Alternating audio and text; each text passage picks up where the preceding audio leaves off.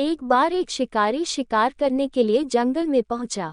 उसने अपने तीर पर बहुत ही खतरनाक जहर लगाया और शिकार को निशाना बना करके उसने तीर को छोड़ा, लेकिन उसका तीर चूक गया और तीर एक पेड़ पर जा लगा।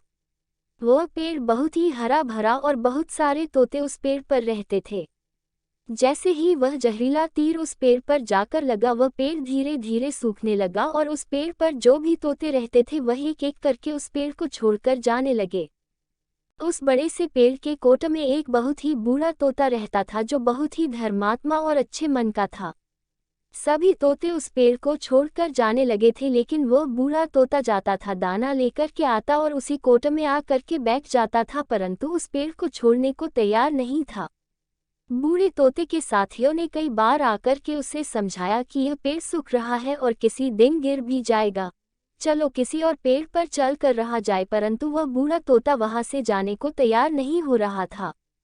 अब ये बात देवराज इंद्र तक पहुंची। उन्हें बताया गया कि एक तोता है, वह जिस पेड़ पर रहता है उस पेड़ पर एक जहरीला तीर लगने के कारण सूखने, गिरने और खत्म होने के कगार पर आ पहुंचा है, और एक बूढ़ा तोता अभी भी वहीं पर रह रहा है। वह दाना लेकर आता है और वहीं पर रहता है, जबकि उस जंगल में बहुत सारे पेड़ हैं, लेकिन वह उसी पेड़ पर रह रहा है। देवराज इंद्र प्रकट हुए और उस बूढ़े तोते से कहने लगे कि आप बहुत धर्मात्मा हैं, बहुत ही अच्छे मन के हैं, लेकिन आप इस पेड़ को छोड़कर किसी और पेड़ पर चले जाइए, क्योंकि यह पेड़ कुछ ही दिनों में गिर जाएगा।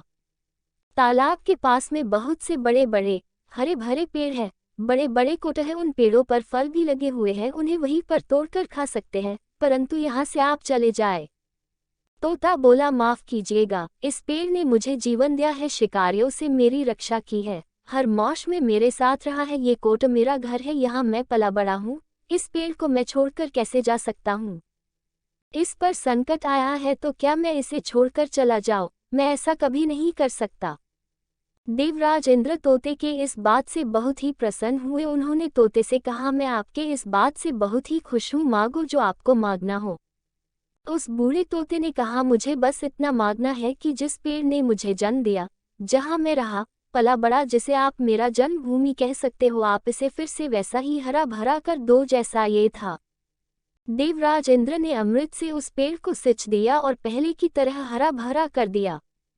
अब वापस से उस पेड़ पर आकर के बाकी तोते रहने लगे। वह बूढ़ा तोता कुछ समय तक और जिंदा रहा, फिर उसकी मृत्यु हो गई और वह स्वर्ग में चला गया।